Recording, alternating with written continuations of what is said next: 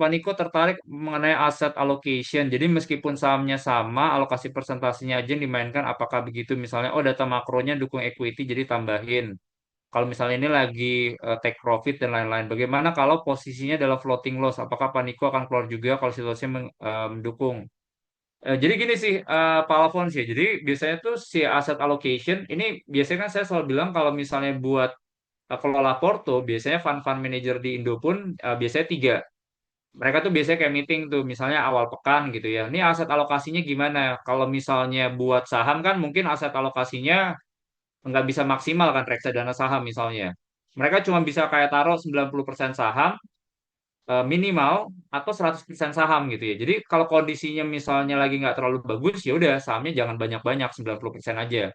Kalau misalnya sahamnya lagi bagus, all in mereka semua 100%. Nah, cuman kalau modelnya yang kayak reksadana kayak misalnya kombinasi, mereka bisa lebih fleksibel.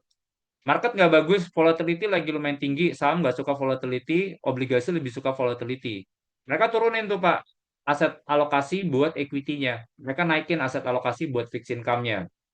Jadi seperti itu sih. Itu namanya adalah asset allocation. Nah, asset allocation itu ada dua eh, jenis modelnya. Ada namanya strategic asset allocation, ada namanya tactical asset allocation. Jadi strategik itu gini sebenarnya. Oh, long term saya pengennya adalah equity saya 70% misalnya. Oh, terus tiba-tiba saya ngelihatnya, oh di posisi sekarang kok marketnya lagi nggak terlalu bagus nih. Saya pengen tactical dulu. 20% saya langsung ubah jadi 50%. Ternyata misalnya assuming call dia benar misalnya, ternyata sahamnya drop. Dia balikin lagi tuh tacticalnya. Oh yaudah, habis itu saya naikin lagi aset alokasi saya jadi 70%. Jadi dia pure benar-benar ngeliatnya tuh waiting by waiting tuh, Pak Alphonse. Jadi itu salah satunya tuh namanya adalah tactical asset allocation.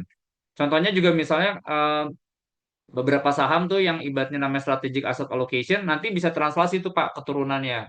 Oh, misalnya sektor nih, saya lebih suka sektor eh, gold related misalnya. Nah, kan intinya gini kan, si fund manager ini disuruh nih, oh, di IHSG bobot pemain-pemain emas 10%. Kalau kita misalnya cuma 10%, berarti kan gerakannya akan sama kan. Ini naiknya 10%, ini naiknya 5%, ini juga naiknya akan 5% kan. Gerakannya akan bareng. Nah, cuman kalau misalnya ibaratnya kita punya view positif sama industri emas, saya bilang, wah, ini bobotnya nggak bisa 10%.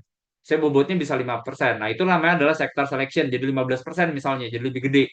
Nah, jadi itu tuh, kalau misalnya goldnya beneran naik banyak, karena saya bobotnya lebih gede, jadi itu bisa diuntungkan. Ya, jadi itu sih Pak, itu aset allocation tuh biasanya ada turunan ke aset allocation, sector selection sama pemilihan ini. Cuman kalau secara garis besarnya kan kalau marketnya lagi bagus naikin aset, equity, karena volatility udah lebih rendah, gedein equity. Kalau market nggak terlalu bagus, ambil yang defensif. Jadi itu sih. Kalau posisinya floating loss, apakah Paniko akan keluar juga kalau situasi nggak mendukung? Nah, ini biasanya modelnya rebalancing sih Pak. Jadi misalnya kayak gini ya. Assuming saya bisa punya misalnya 1 miliar gitu ya. 70% saya taruh equity. Nah, posisinya misalnya turun nih. Posisinya turun, 70% itu saya tadi, turun bobotnya jadi sekitar 1 M itu turun 10%, misalnya jadi 900 M. Berarti kan artinya saham saya itu turun bobotnya kan dari 70% jadi 63%. Nah, kalau saya ibaratnya ngelihatnya, oh target saya aset eh, market lagi nggak terlalu bagus, targetnya adalah 50% misalnya. Sekarang saya 63% karena udah turun. Saya akan turunin tuh Pak, jadi 50%. Mana yang dijual? Jual yang ibaratnya tuh secara prorate modelnya. Oh, ini yang kayak bobot 63%, ada ini 9%. 9% harusnya posisinya adalah 9/50 dikali 63. Nah, itu saya kecilin tuh jadi 8%. Jadi sampai total yang semua baru itu adalah balik ke bobot yang saya mau tuh 50%. Jadi seperti itu sih Pak. Jadi kalau floating loss itu juga tetap tuh akan ngikutin dari sisi aset alokasinya. Cuma biasanya akan ada kayak case by case ya. Misalnya, oh ini turunnya lebih banyak. Yaudah deh, ini saya nggak usah saya cut loss. Ini aja yang naiknya udah banyak. Saya rebalancing ke bawah gitu. Jadi itu sih Pak Alphonse ya.